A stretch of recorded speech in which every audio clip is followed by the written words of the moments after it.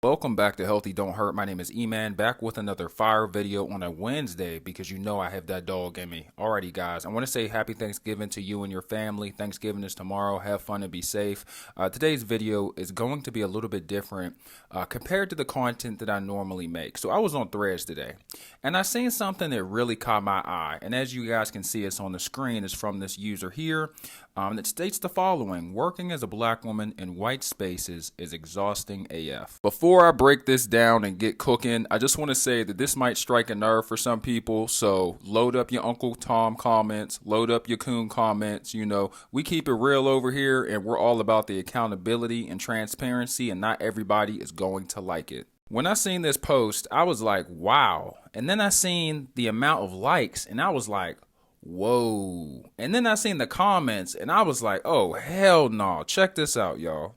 So these are the replies to this post. And to be real with you guys, it is very disappointing because we had a whole civil rights movement in the 1960s over this exact same thing. And here we are doing the exact same thing that they did to us, to them, unfairly judging people, being cold, trying to separate, trying to be divisive, blaming everything on them. It's just kind of strange, you know, like we really got to have some respect for ourselves. And more importantly, if we want others to respect us, we cannot come around and walk around with this type of energy, especially at the workplace where paper is on the line. Just for a moment, imagine if a white person were to say this on a Threads post, with a whole bunch of white people agreeing with them. It would be a travesty, and there would definitely be a witch hunt. Now that the comments are out the way, let's break this down, man. What is a white space? And why are black women saying that being at a corporate environment with white people is exhausting? And also that it's a white space. What does that even mean?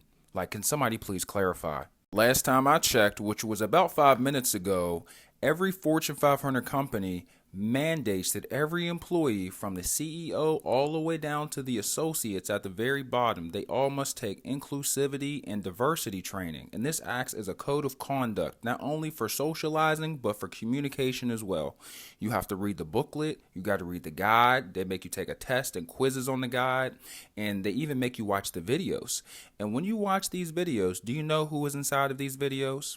Black women, Hispanic women, Asian women, people from the LGBT community, Z, Zer, Zim, you know, non-binary folks and such. They're all up in the video, dancing, Harlem shaking, explaining what their pronouns are. Black women explaining that their hairstyles are acceptable, and, you know, the black people should get equal opportunities, which they totally should. I'm not against it. As a black man myself, I'm all for it. I came from a black family. I made a black family, you know, so let's chill out with all the Uncle Tom comments because I could see them coming a mile away. But bro, if y'all are on the HR training videos, you guys are on the front page for Black Excellence. You guys have specific groups for black women, and especially in business and banking and in tech. You guys have groups that are specially designed and created for black women.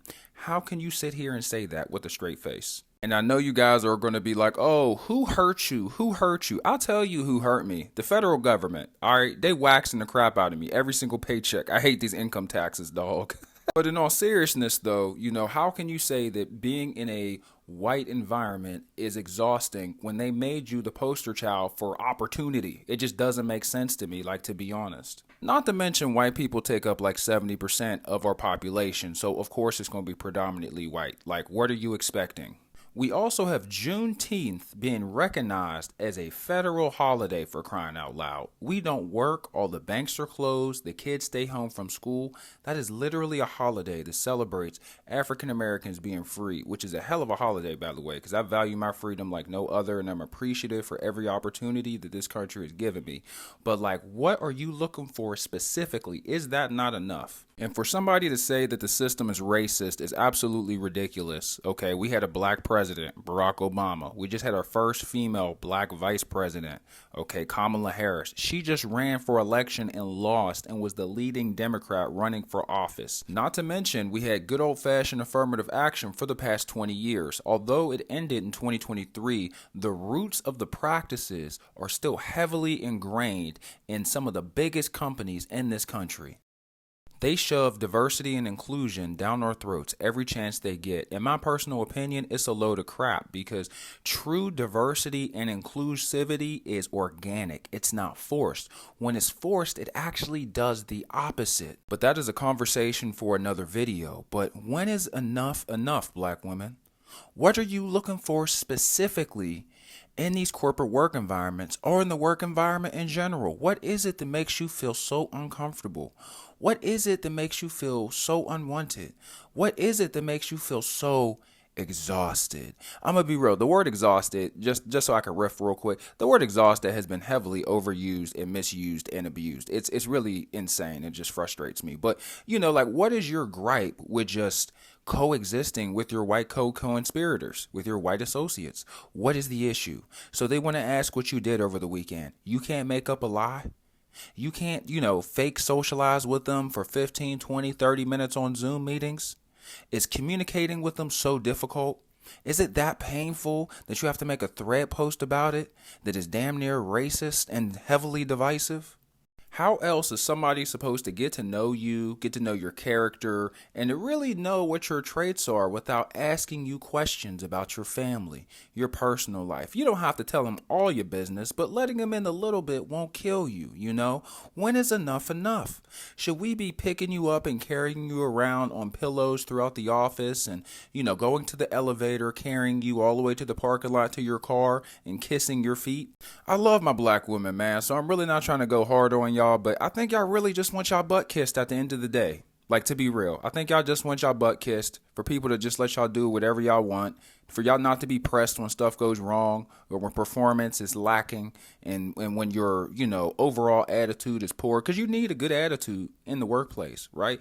People are already having a hard time paying bills and in their personal life. Who wants to come to work and be with somebody that is completely disconnected socially, doesn't want to communicate, isn't pleasant to work with, can't even smile? And I know I don't mean to use this example because it is a commonly used stereotype that black women don't smile enough. But, that's what y'all be complaining about.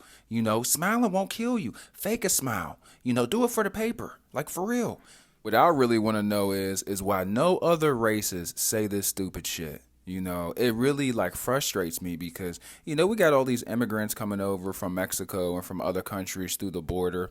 You never hear an Asian woman, a Mexican woman complaining about how unfair it is. I be seeing Mexican women coming over. They be cutting grass right next to Jose, right with their husband. They be hanging drywall. They be laying bricks. They be cleaning houses. They be doing whatever they need to do. And they're willing to do it at all costs, working 60, 70, 80 hours a week, just straight up getting to it.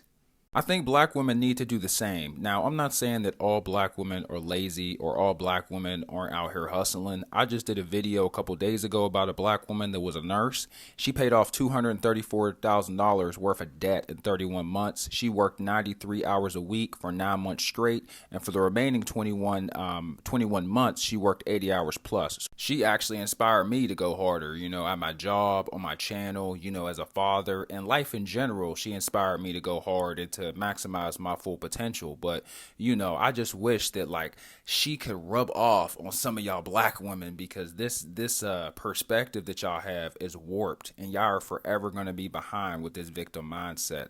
I don't know why this victim mindset is lingering, since the civil rights era, but we got to let it go. We got to let it go. We're not 3/5 of a man, 3/5 of a woman anymore. Jim Crow laws are gone.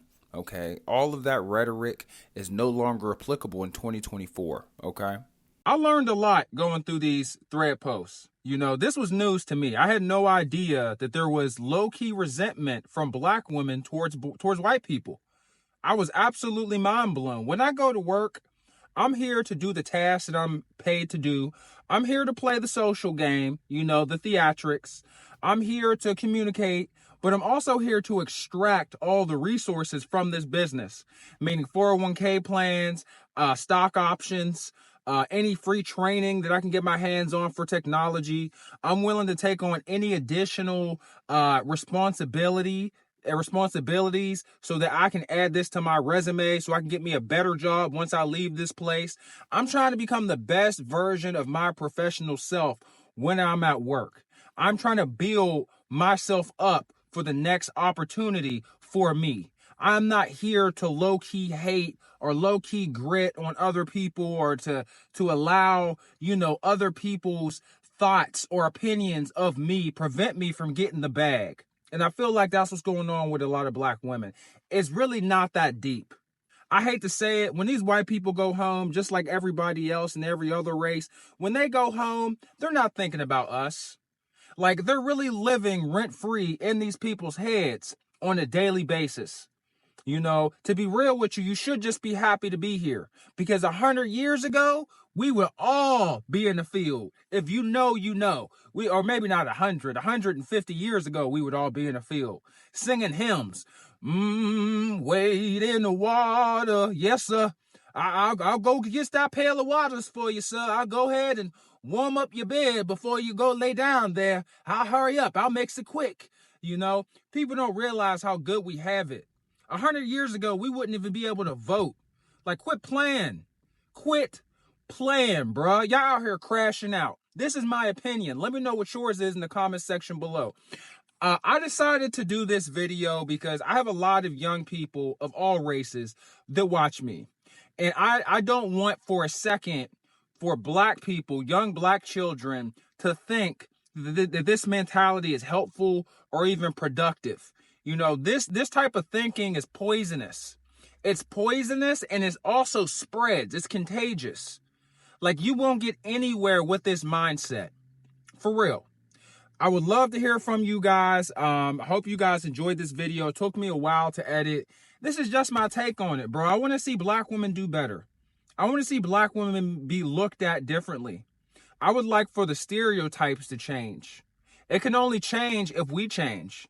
And I'm aware a lot of people think that, it's messed up that I should think that and that it should automatically just change overnight. Change, unfortunately, does not happen overnight. It takes some time. People don't like change. It makes them extremely uncomfortable.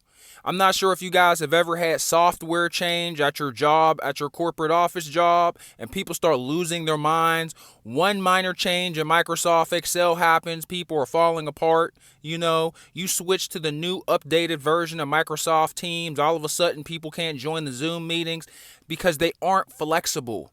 They can't adapt. Being able to adapt and to be flexible is a superpower. Why? Because not everybody can do it. It is a very special gift, and it is one that you can work on and develop as time goes on. And I hope I didn't, ruffle any feathers. If I did, that's too damn bad. You're going to have to deal with it. I got to get this message out to the youth because a lot of people probably seen those threads, and a lot of people are probably going to see this video. And so I need to make sure that, I'm fighting ice with fire, because I'm not really fighting fire with fire, because I would be trying to fight a problem with another problem. I just provided the problem. I provided further transparency and reasoning, and then I just gave a solution. Play well with others. Handle business. Go to work and do what you came here to do, which is to make money, to build yourself up, invest the money. And if you really don't like what's going on at your job, you can go start your own business, and you can run it how you want it to be ran. Instead of you complaining on threads, work while you're working for somebody else. Let's be doers. Let's be assertive. Let's be aggressive. Let's be troubleshooters. Let's be independent thinkers. Because as a black person, it would be very easy for me to go up here and to agree with them, right? And to join in the nonsense, right? It takes a lot of cojones. It takes a lot of balls to come up here and to go against traffic, to go against the grain. Unfortunately, I'm not sure if you guys know this. When you see a whole bunch of people going in one direction, a lot of times, not every time, a lot of times, the best thing for you to do is to go in the opposite direction of where everybody else is going. Go in the opposite direction of where the sheep are headed. That's just the God's honest truth. Yeah, man, I hope you guys enjoyed this. This is just me trying to leave a positive print on this world. I'm also trying to be more flexible, like we talked about with my content creation. I appreciate all the support. Please hit the like and the sub button for your boy. Turn the notifications on. Why not? Because I got that fire. This is both a lifestyle and a comedy channel. We talk about real life on this channel. Okay, black women having some serious resentment towards their white coworkers, their white associates, and their white bosses. That is real life. Okay, you not wanting to communicate with people at your job because you think you could just sit down in a cubicle and be mute and not associate with anybody. That is real life. That is real life. That is a problem. And you know what we do with problems? We handle them by doing what?